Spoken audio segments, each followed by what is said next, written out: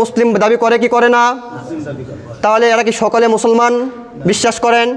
করেন না। দেখেন সম্মানিত উপস্থিতি, আজকে মুসলিম উম্মাহ সবচেয়ে বেশি বিভক্ত হয়েছে চারটি মাযহাবে।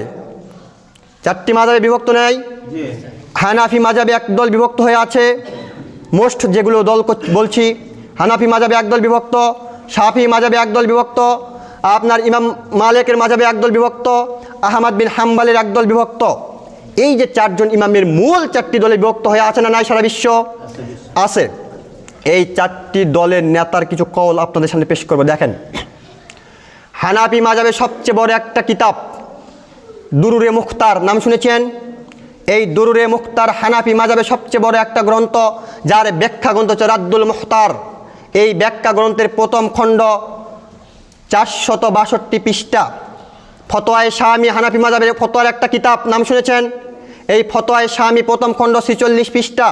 স্বয়ং আবু হানিফা রাহিমাহুল্লাহ তিনি বলছেন, কাদ সাহাল হাদিস ইজা সাহাল হাদিসু ফাহুয়া মাযহাবি। যখন কোনো সহিহ হাদিস পাবা সেটাই হচ্ছে আমার মাযহাব, এটা তোমরা মনে করবা। তাহলে বলেন, ইমাম আবু হানিফার এই কথা আল্লাহ এবং আল্লাহ রাসূলের নীতির বহির্ভূত নয়।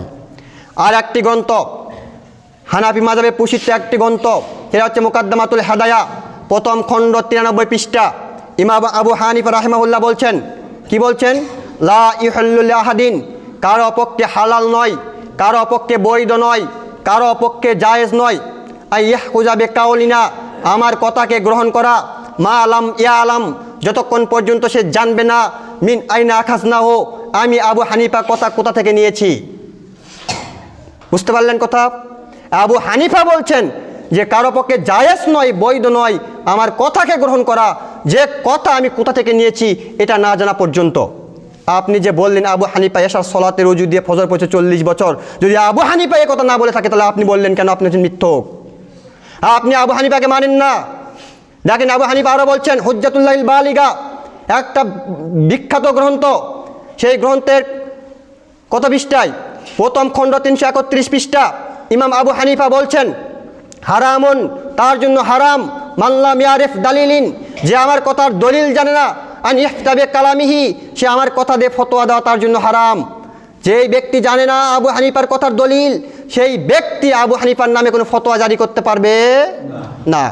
তিনি আরও বলছেন, ইকাজু হুমামি উলিল আবসার, প্রথম খণ্ড 62 পৃষ্ঠা। তিনি বলছেন, ইজা কুলতু কাউলান, যখন আমি কোনো কথা বলি, ইউখালিফু কিতাবাল্লাহ, যেই কথা আল্লাহর কিতাব বিরোধী, ওয়া খাবরা রাসূল, রাসূলের সুন্নাহ বিরোধী, ফাতরুকু কাউলিহি, তোমরা সেই কথাকে প্রত্যাখ্যান করো। আবু হানিফা কি বললেন?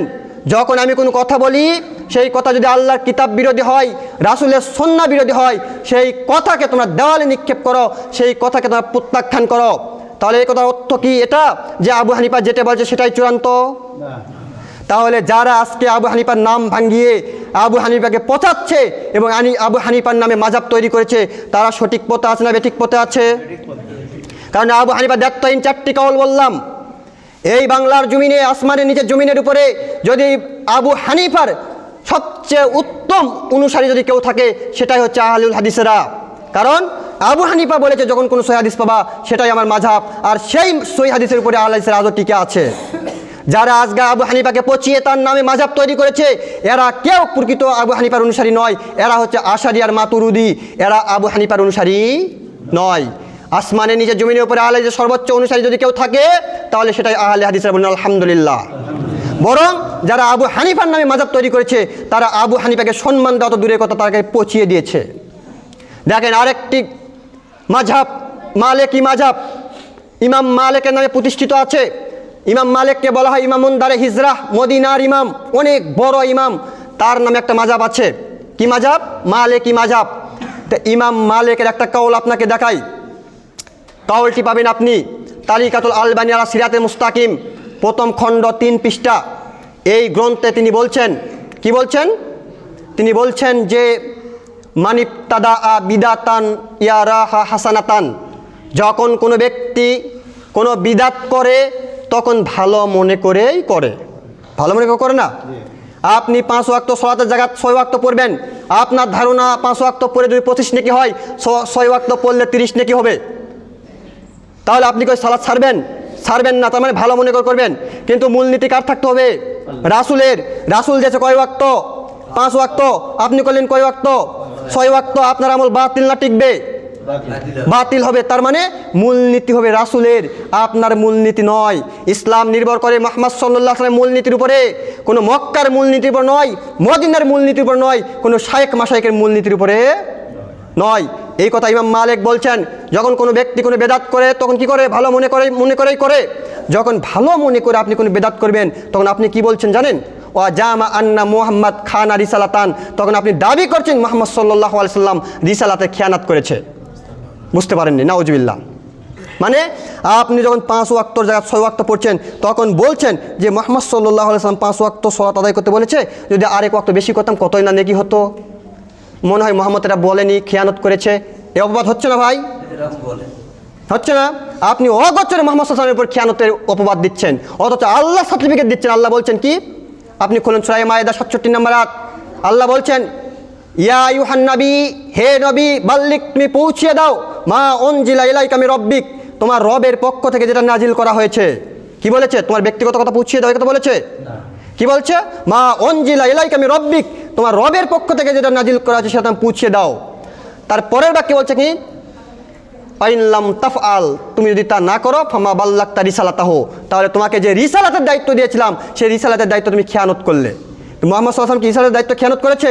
বিশ্বাস করেন? না। দেখেন আল্লাহ প্রথমে বললেন কি? ইয়া আইয়ুহান নবী, হে নবী, বাল্লিক, তুমি পৌঁছিয়ে দাও, তাবলিগ করো মা উনজিলা ইলাইকা মির রব্বিক, তোমার রবের পক্ষ থেকে যেটা অবতীর্ণ করা হয়েছে তা।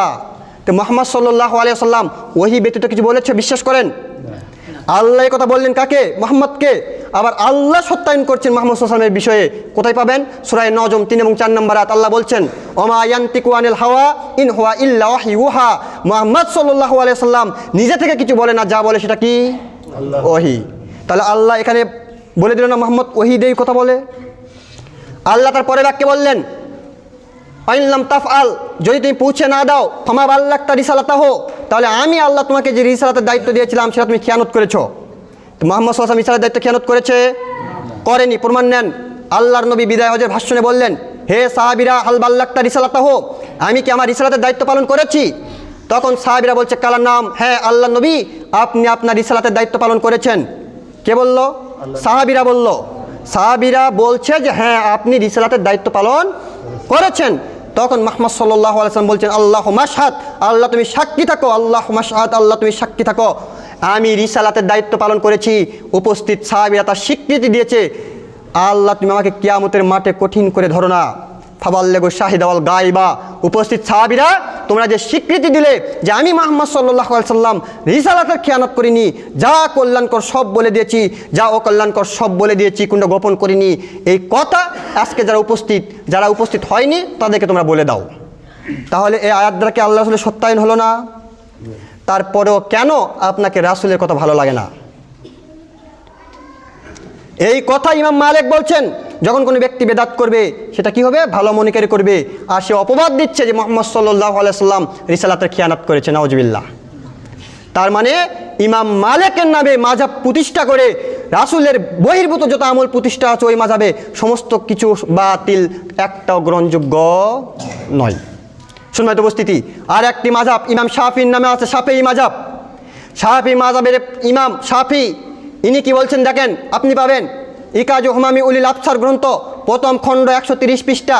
তিনি বলছেন, রিজা রাইতুমুনি কাউলু কাউলান, যখন আমি কোনো কথা বলি, কাদে সাহা রাসূলুল্লাহ সাল্লাল্লাহু আলাইহি ওয়াসাল্লাম খিলাফাহু, যেই কথা আল্লাহর নবীর সহিহ হাদিস বিরোধী, তখন তোমরা মনে করবা যে আমি ইমাম শাফি, আমার মস্তিষ্ক বিকৃত হয়ে গেছে।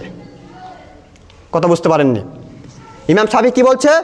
যখন আমি কোনো কথা বলবো সেই কথা যদি আল্লাহর রাসূলের সহিহ হাদিস বিরোধী হয় তাহলে মনে রাখবা যে আমি ইমাম শাফি, আমার মস্তিষ্ক ঠিক নেই, আমার মাথা পাগল হয়ে গেছে, ব্রেন নষ্ট হয়ে গেছে।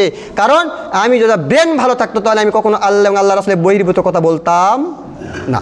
তাহলে যারা শাফি মাযহাবের নাম দিয়ে আজকে ব্যবসা করছে তাদের এই ধোঁকা মুসলিম উম্মাহ বুঝতে পারবে কি পারবে না? পারবে। কখন? যখন তদন্ত করবে তখন।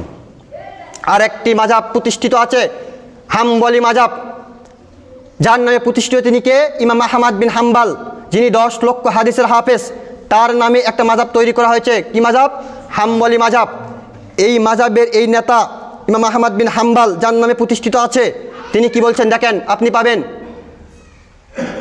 আদ-দুরারুস সুন্নিয়া ফিল কিতুবিন নাজদিয়াহ, এই গ্রন্থ 15তম খণ্ড 80তম পৃষ্ঠা। তিনি বলছেন লা